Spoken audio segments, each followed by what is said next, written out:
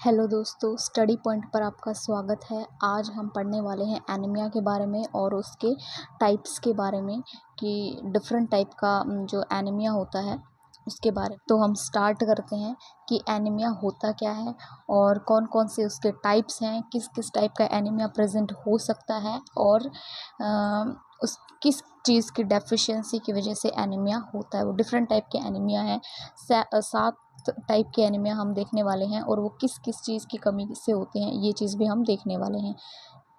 ठीक है, तो हम स्टार्ट करते हैं। सबसे पहले एनीमिया क्या होता है?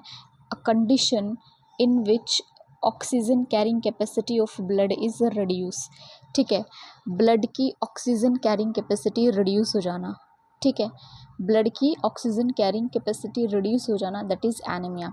अब ब्लड की ऑक्सीजन कैरिंग कैपेसिटी रिड्यूस क्यों होगी? क्योंकि नंबर ऑफ, ऑब्वियस सी बात है, अगर ब्लड के अंदर आरबीसीज का नंबर कम होगा और हीमोग्लोबिन का नंबर कम होगा। आरबीसी के साइटोप्लाज्म के अंदर हीमोग्लोबिन प्रेजेंट होता है और हीमोग्लोबिन का क्या काम होता है? ऑक्सीजन को ट्रांसपोर्ट करना। अगर हीमोग्लोबिन की डिक्रीज्ड अमाउंट ऑफ हीमोग्लोबिन, अगर हीमोग्लोबिन की कमी हो गई है बॉडी के अंदर तो क्या होगा? ऑक्सीजन कैरिंग कैपेसिटी जो है वो रिड्यूस हो जाएगी ब्लड की। बॉडी के डिफरेंट टिश्यूज़ के पास, ऑर्गन्स के पास ऑक्सीजन जो है जितनी चाहिए उतनी अमाउंट में नहीं पहुंच पाएगा। सीधी सी बात ये है। तो इसको हम क्या बोलेंगे? एनेमिक कंडीशन बोलेंगे and leads to anaemia. Clear है? तो आरबीसीज की अमाउंट कम होगी तभी हीमोग्लोबिन कम होगा, क्योंकि हीमोग्लोबिन तो आरबीसीज के अंदर ही प्रेजेंट होता है और आरबीसीज की अमाउंट कम हो गई, हीमोग्लोबिन कम हो गया, तभी तो ऑक्सीजन कैरिंग कैपेसिटी होगी ब्लड की वो कम होगी। ठीक है, उसके बाद हम देखते हैं इसके डिफरेंट टाइप्स की, कौन कौन से टाइप्स होते हैं और वो किस वजह से होते हैं। सबसे पहले हम देखेंगे यहाँ पर iron deficiency anaemia. Iron deficiency anaemia, जैसा कि हमें नाम से पता चलता है, आयरन डेफिशिएंसी एनीमिया सबसे ज़्यादा कॉमन फॉर्म यही है, आयरन डेफिशिएंसी एनीमिया। इसके अंदर हमें क्या देखने को मिलता है? इनएडिक्वेट एब्जॉर्प्शन ऑफ आयरन, कि आयरन का जो एब्जॉर्प्शन है या तो वो ठीक से नहीं हो रहा, या तो हम डाइट के अंदर आयरन का इनटेक नहीं कर पा रहे हैं तो आयरन डेफिशिएंसी एनीमिया होगा, या फिर उसका एब्जॉर्प्शन है वो अच्छे से नहीं हो पा रहा। मतलब आयरन हमने इनटेक तो कर लिया बॉडी के अंदर, लेकिन डाइजेस्टिव सिस्टम उसको एब्जॉर्ब ही नहीं कर पा रहा है, उसका एब्जॉर्प्शन है वो अच्छे से नहीं हो पा रहा है। देन आयरन की डेफिशिएंसी होगी और आयरन डेफिशिएंसी एनीमिया कॉज करेगा। Then second one is excessive loss of iron. अगर आयरन का एक्सेसिव लॉस हो जाए तो भी आयरन की डेफिशिएंसी हो जाएगी and iron leads to iron deficiency anaemia. Increased iron requirement, अगर हमारी बॉडी के अंदर जो टिश्यूज़ हैं उनकी जो रिक्वायरमेंट है आयरन की वो बढ़ जाए तो वो क्या करेंगे? ब्लड से आयरन को ले लेंगे और ब्लड के अंदर आयरन की डेफिशिएंसी हो जाएगी। ब्लड के अंदर आयरन की deficiency, it means iron deficiency anaemia. Clear? तो ये था हमारा पहला टाइप जो सबसे ज़्यादा कॉमन है। मोस्टली पेशेंट के अंदर हमें आयरन डेफिशिएंसी एनीमिया ही देखने को मिलता है। देन हम सेकंड टाइप पर स्विच करेंगे, megaloblastic anaemia. Second one is megaloblastic anaemia. Megaloblastic anaemia के अंदर क्या होता है? इनएडिक्वेट इनटेक ऑफ विटामिन B12 और फॉलिक एसिड। विटामिन B12 अगर हम डाइट में शामिल हमने नहीं कर रखा और फॉलिक एसिड हम इनटेक नहीं कर रहे,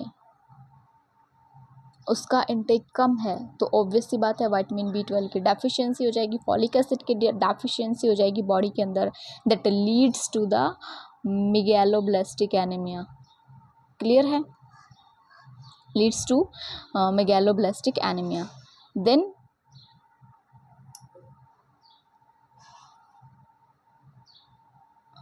red bone marrow. Red bone marrow produce large and abnormal RBCs. देन क्या होता है?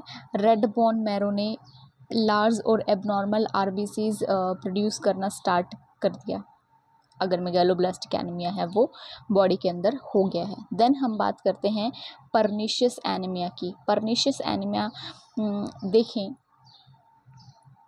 तो ये किसकी वजह से होता है? ये होता है इंट्रिंसिक फैक्टर की वजह से। किसकी वजह से होता है? इंट्रिंसिक फैक्टर की वजह से। सबसे पहले हम बात कर रहे थे परनीशियस एनीमिया की। परनीशियस एनीमिया के अंदर हमें क्या देखने को मिलता है? सबसे पहले इनसफिशिएंट हीमोपोइसिस देखने को मिलेगा। इनसफिशिएंट हीमोपोइसिस का क्या मतलब हो जाता है? हीमोपोइसिस का मतलब होता है ब्लड सेल्स की प्रोडक्शन, ठीक है, ब्लड सेल प्रोडक्शन। इससे ब्लड सेल्स की प्रोडक्शन होती है। किससे? Haemopoiesis. A process through blood cells are formed. Clear? तो अगर इनसफिशिएंट हीमोपोइसिस होता है तो क्या होगा? स्टमक जो है वो इंट्रिंसिक फैक्टर प्रोड्यूस नहीं कर पाएगा, इंट्रिंसिक फैक्टर प्रोड्यूस नहीं कर पाएगा। एंड इंट्रिंसिक फैक्टर जो है ये रिक्वायर्ड होता है विटामिन B12 के एब्जॉर्प्शन के लिए, और विटामिन B12 का एब्जॉर्प्शन नहीं हो पाएगा क्योंकि स्टमक ने इंट्रिंसिक फैक्टर को प्रोड्यूस नहीं किया है। देखो, परनीशियस एनीमिया को हम डिस्कस कर रहे हैं। सबसे पहले क्या कंडीशन अराइज होती है कि हीमोपोइसिस है वो सफिशिएंट अमाउंट में नहीं होता है। देन उसकी वजह से क्या होता है? स्टमक इंट्रिंसिक फैक्टर को प्रोड्यूस नहीं कर पाता है। स्टमक इंट्रिंसिक फैक्टर को प्रोड्यूस नहीं करता है तो विटामिन B12 का एब्जॉर्प्शन नहीं हो पाएगा। विटामिन B12 का एब्जॉर्प्शन नहीं होगा तो नॉर्मल आरबीसी मैच्योरेशन नहीं हो पाएगा। नॉर्मल आरबीसी मैच्योरेशन भी क्या नहीं, नॉर्मल आरबीसी मैच्योरेशन भी नहीं हो पाएगा क्योंकि विटामिन B12 है वो आरबीसीज के मैच्योरेशन के लिए रिस्पॉन्सिबल होता है। That leads to the pernicious anaemia. सबसे पहले क्या होगा? हीमोपोइसिस नहीं हो पाई। हीमोपोइसिस नहीं हो पाई तो उससे क्या होगा? इंट्रिंसिक फैक्टर नहीं बनेगा। इंट्रिंसिक फैक्टर नहीं बनेगा तो विटामिन B12 का एब्जॉर्प्शन नहीं होगा। विटामिन B12 का एब्जॉर्प्शन नहीं होगा तो आरबीसीज का जो मैच्योरेशन है वो नहीं हो पाएगा। आरबीसीज का डिस्ट्रक्शन हो गया है, नहीं, RBCs number of RBCs reduced, and number of RBCs reduced, haemoglobin भी रिड्यूस्ड। हीमोग्लोबिन कम है तो ऑक्सीजन कैरिंग कैपेसिटी ब्लड की automatically reduced. then oxygen carrying capacity of blood reduced, that leads to the anemia, that is pernicious anemia. Clear? Fourth one is hemorrhagic anemia. Fourth one is hemorrhagic anemia. Hemorrhagic anemia के अंदर क्या होता है? अगर large bounds हो गए हैं, चोट लग गई है, घाव हो गया है, हमारे स्टमक के अंदर अल्सर हो गए हैं, या फिर हैवी मेंस्ट्रुएशन है फीमेल के अंदर, ठीक है, ड्यूरिंग मेंस्ट्रुएशन अगर जो ब्लीडिंग है, ब्लीडिंग हैवी होती है, हैवी ब्लीडिंग की वजह से, या फिर स्टमक के अंदर अल्सर हो गए हैं, अल्सर होंगे तो क्या होगा? Leads to the bleeding. Large bounds हो गए हैं, लीड्स टू द ब्लीडिंग, और ब्लीडिंग होगी तो उससे क्या होगा? Excessive loss of RBCs through bleeding. Clear? किसी भी कारणवश अगर ब्लीडिंग हो रही है, देन हैवी ब्लीडिंग है, ऑब्वियस सी बात है, ब्लड बाहर जा रहा है बॉडी से, हैवी ब्लीडिंग है, आरबीसीज तो ब्लड के अंदर प्रेजेंट होती ही हैं, आरबीसीज तो बाहर जाएंगी ही जाएंगी, then leads to the haemorrhagic anaemia, क्योंकि आरबीसीज का लॉस यहाँ पर हमें देखने को मिलता है। आरबीसीज कम, यहाँ पर आरबीसीज का लॉस तो हीमोग्लोबिन का भी लॉस, और फिर ब्लड की जो ऑक्सीजन कैरिंग कैपेसिटी है वो भी क्या हो जाएगी? रिड्यूस हो जाएगी, and leads to the anaemia. Clear? उसके बाद fifth one is haemolytic anaemia. Fifth one is haemolytic anaemia.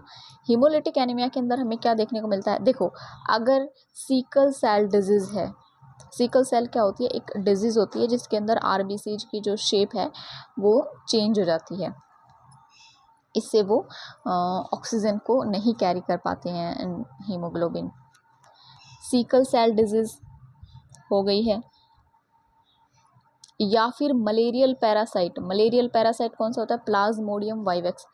Vivax है, फैल्सीपैरम है, कुछ भी है, प्लाज्मोडियम अगर बॉडी के अंदर एंटर कर गया है तो उसके लाइफ साइकिल जब हम पढ़ते हैं तो हम देखते हैं कि आरबीसीज के अंदर वो एंटर करेगा। आरबीसीज के अंदर एंटर करेगा तो वो क्या करेगा, उसको रप्चर करेगा एक्सटर्नल फैक्टर्स की वजह से, या तो सीकल सेल डिजीज़ की वजह से, या फिर मलेरियल पैरासाइट की वजह से, या फिर किसी भी एक्सटर्नल फैक्टर की वजह से आरबीसीज की जो प्लाज्मा मेम्ब्रेन है वो रप्चर होती है। Plasma membrane of RBCs rupture then leads to the haemolytic anaemia.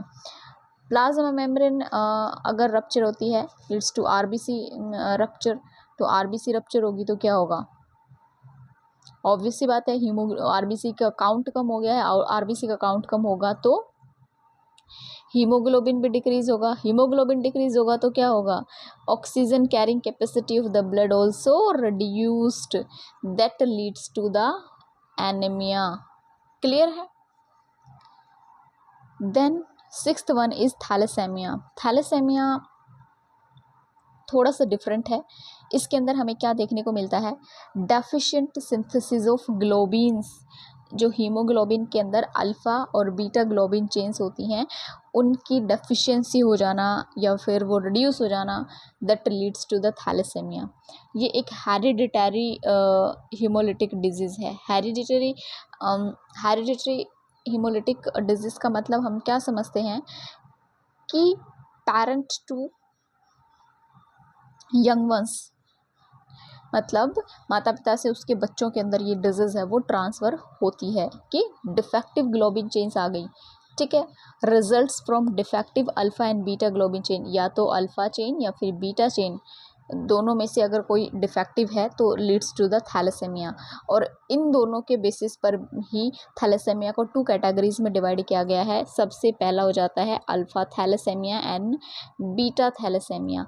Beta thalassaemia को हम पहले देखने वाले हैं। देखो यहाँ पर बीटा थैलेसेमिया के अंदर क्या होता है, बीटा थैलेसेमिया के हमें देखने को मिलेगा बीटा चेन जो है वो या तो डिक्रीज हो जाती है या फिर एब्सेंट है, या तो फुल्ली प्रेजेंट नहीं है या फिर डिक्रीज्ड है, रिड्यूस्ड है। ठीक है, लेकिन अल्फ़ा चेन नॉर्मल होगी इसके अंदर। लेकिन अल्फ़ा चेन तो स्टेबल टेट्रामर्स बना ही नहीं सकती। स्टेबल टेट्रामर नहीं बनाएगी तो क्या होगा, pre mature death of RBCs की प्रीमेच्योर डेथ हो जाएगी। आरबीसीज की डेथ हो गई तो हीमोग्लोबिन काउंट कम हो जाएगा। हीमोग्लोबिन कम होगा तो ब्लड की ऑक्सीजन कैरिंग कैपेसिटी है वो रिड्यूस हो जाएगी, that leads to the thalassaemia. Clear. And alpha thalassaemia के अंदर हमें देखने को मिलता है alpha globin chain. Alpha thalassaemia के अंदर हमें क्या देखने को मिलेगा, अल्फ़ा ग्लोबिन चेन रिड्यूस हो जाती है या फिर एब्सेंट होगी। क्लियर। उसके बाद last one is a plastic anaemia. A plastic anaemia के अंदर हमें क्या देखने को मिलता है, रेड बोन मैरो का डिस्ट्रक्शन। अभी तक हम पढ़ रहे थे कि आरबीसीज का डिस्ट्रक्शन हो जाता है जिसकी वजह से हीमोग्लोबिन कम हो जाता है। हीमोग्लोबिन कम होने की वजह से ब्लड की जो ऑक्सीजन कैरिंग कैपेसिटी है वो रिड्यूस हो जाती है। लेकिन ए प्लास्टिक एनीमिया के अंदर हमें क्या देखने को मिलेगा, रेड बोन मैरो ही डिस्ट्रक्ट हो गई। और रेड बोन मैरो जो है, रेड बोन मैरो के अंदर क्या होता है, आरबीसीज की फॉर्मेशन होती है। अब रेड बोन मैरो ही नहीं है तो आरबीसी कहाँ पर बनेंगी, आरबीसी नहीं बनेंगी तो हीमोग्लोबिन कहाँ से आएगा, हीमोग्लोबिन नहीं आएगा तो ऑटोमेटिकली ब्लड की ऑक्सीजन कैरिंग कैपेसिटी रिड्यूस हो जाएगी। अब रेड बोन मैरो जो है डिस्ट्रक्ट हो गई है। ठीक है, इसकी वजह से क्या होता है, सभी इंग्रेडिएंट्स जो नेसेसरी हैं एरिथ्रोपोइसिस के लिए वो प्रेजेंट हैं, लेकिन बोन मैरो आरबीसीज को प्रोड्यूस नहीं कर पाएगी। अब ये एरिथ्रोपोइसिस क्या होता है, एरिथ्रोपोइसिस आरबीसीज की फॉर्मेशन की जो प्रोसेस होती है उसको हम क्या बोलते हैं, एरिथ्रोपोइसिस। आरबीसीज जो प्रोडक्शन की जो प्रोसेस है या मैकेनिज्म है जो कुछ भी है उसको हम क्या बोलते हैं, एरिथ्रोपोइसिस बोलते हैं। अब रेड बोन मैरो का डिस्ट्रक्शन क्यों होता है, टॉक्सिक केमिकल्स की वजह से हो सकता है, लाइक बेंजीन हो गया, एक्सरेज की वजह से, जैसे कि एक्सरे लैब के बाहर लिखा होता है ना कि नहीं जाना अंदर, रेस्ट्रिक्शन होता है, क्योंकि एक्सरे का जो हैवी एक्सपोजर है वो कॉज करता है रेड बोन मैरो डिस्ट्रक्शन। इसलिए अंदर नहीं जाने दिया जाता। या फिर कैंसर किसी को अगर है तो उसकी कीमोथेरेपीज़ चलती है, उसके ट्रीटमेंट के दौरान जब कीमोथेरेपी चलती है तो भी रेड बोन मैरो का क्या हो जाता है, डिस्ट्रक्शन हो जाता है। क्लियर है? तो ये हमने 7 टाइप्स हैं वो वन बाय वन डिस्कस किए हैं। I hope you understand. And final summary एक बारी हम देख लेते हैं। सबसे पहला हमारे पास आ जाता है iron deficiency anaemia. Iron deficiency anaemia हमने देखा था आयरन की डेफिशिएंसी की वजह से जब आयरन रिड्यूस हो जाता है, that is iron deficiency anaemia. Megaloblastic anaemia vitamin B12 and folic acid की वजह से होता है। पर्नीशियस एनीमिया इंट्रिंसिक फैक्टर की वजह से होता है। इंट्रिंसिक फैक्टर विटामिन B12 का एब्जॉर्प्शन करवाता है, तो इंट्रिंसिक फैक्टर एब्सेंट होगा पर्नीशियस एनीमिया के अंदर, विटामिन B12 का एब्जॉर्प्शन नहीं होगा। विटामिन B12 का एब्जॉर्प्शन नहीं होगा तो आरबीसीज की फॉर्मेशन नहीं होगी, क्योंकि आरबीसीज के फॉर्मेशन के लिए रिस्पॉन्सिबल होता है कौन, vitamin B12। Then haemorrhagic anaemia, RBCs का एक्सेसिव लॉस हो जाना किसी भी वजह से, अगर ब्लीडिंग होती है, किसी भी वजह से ब्लीडिंग होती है और आरबीसीज का लॉस हो गया है, that is haemorrhagic anaemia. Haemolytic anaemia का मतलब आरबीसीज का रप्चर होना, किसी भी कारणवश आरबीसीज हैं वो रप्चर हो गई हैं, that leads to the haemolytic anaemia. Then thalassaemia. Thalassaemia के अंदर क्या होता है कि जो हीमोग्लोबिन के अंदर अल्फा और बीटा ग्लोबिन चेन्स होती हैं वो डिफेक्टिव हो जाती हैं, या तो वो रिड्यूस हो जाएंगी या फिर एब्सेंट ही हो जाएंगी। अगर अल्फा चेन रिड्यूस है या एब्सेंट है तो अल्फा थैलेसेमिया, अगर बीटा चेन रिड्यूस है एब्सेंट है तो बीटा थैलेसेमिया। क्लियर है? देन उसके बाद एप्लास्टिक एनीमिया। एप्लास्टिक एनीमिया के अंदर हम क्या देखते हैं, destruction of bone marrow, red bone marrow, जहाँ पर आरबीसीज की फॉर्मेशन होती है वो साइट ही क्या हो गई है, डिस्ट्रक्ट हो गई है, तो आरबीसीज नहीं बनेंगी। आरबीसीज नहीं बनेंगी तो क्या होगा, हीमोग्लोबिन जो है वो, हीमोग्लोबिन कहाँ से आएगा, क्योंकि आरबीसीज की साइटोप्लाज्म में तो हीमोग्लोबिन होता ही है। हीमोग्लोबिन नहीं है तो ऑक्सीजन का ट्रांसपोर्ट कैसे होगा, क्योंकि हीमोग्लोबिन ही कैरी करता है ऑक्सीजन को, यही ट्रांसपोर्ट करने का काम करता है, तो ऑक्सीजन कैरिंग कैपेसिटी ब्लड की ऑटोमेटिकली रिड्यूस हो जाएगी। तो आज हमने डिफरेंट टाइप ऑफ एनीमिया को डिस्कस किया। आई होप आप सबको समझ में आया होगा। अगर आप लाइफ साइंस सब्जेक्ट से बिलोंग करते हैं एंड या फिर ज़ूलॉजी सब्जेक्ट से बिलोंग करते हैं, आप मेरे चैनल को सब्सक्राइब कर लीजिए। डेली एक वीडियो आएगी, और अगर किसी को मेरे शॉर्ट नोट्स चाहिए तो वो वीडियो पर कमेंट कर सकता है, मैं प्रोवाइड करूँगी। Thank you so much.